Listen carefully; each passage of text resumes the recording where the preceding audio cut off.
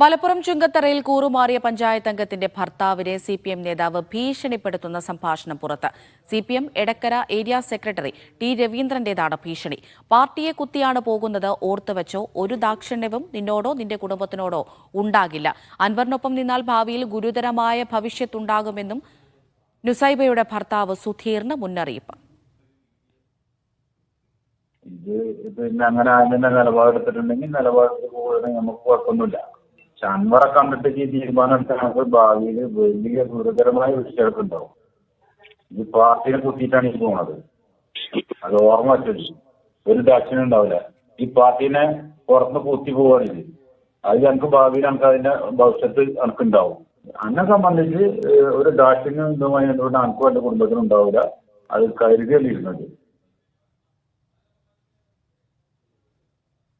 മുഹമ്മദ് ഷംസീർ വിവരങ്ങൾ നൽകും. ഷംസീർ, ഫോണിൽ വിളിച്ച് ഭീഷണിപ്പെടുത്തുകയായിരുന്നോ?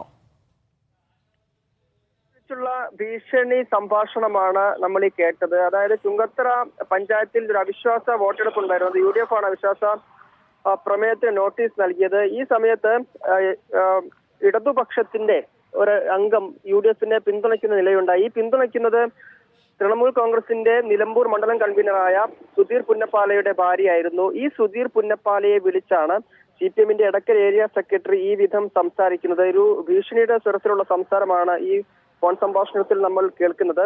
അൻവറിനോടൊപ്പം നിന്നാൽ ഭാവിയിൽ ഗുരുതരമായ വിഷയം ഉണ്ടാവുമെന്നാണ് നുസൈബയാണ് ഈ പഞ്ചായത്ത് അംഗം. നുസൈബയുടെ ഭർത്താവിന് ഈ മുന്നറിയിപ്പായി ഈ ഫോൺ സംഭാഷണത്തിൽ പറയുന്നത്, പാർട്ടിയെ കുത്തിയാണ് പോകുന്നത്, ഗുരുതരമായ ഭവിഷ്യത്തുണ്ടാവും, ഒരു ദാക്ഷിണ്യവും നിന്നോടോ നിന്റെ കുടുംബത്തോടോ ഉണ്ടാകില്ല എന്നും CPM Edakkara area secretary T Raveendran ഫോണിൽ വിളിച്ച് പറയുന്നതാണ് നമ്മൾ ഈ കേട്ടത്. ഈ CPMന്റെ എടക്കര ഏരിയ സെക്രട്ടറിയാണ് ഈ ടി രവീന്ദ്രൻ എന്ന് നമ്മളിപ്പോൾ ഈ സംഭാഷണത്തിൽ കേട്ട ഈ ഭീഷണി പറയുന്ന വ്യക്തി.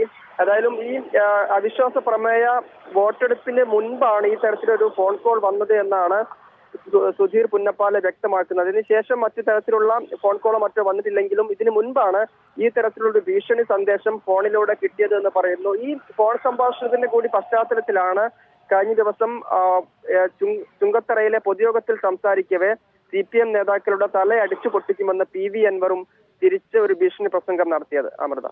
ശരി ഷംസീർ.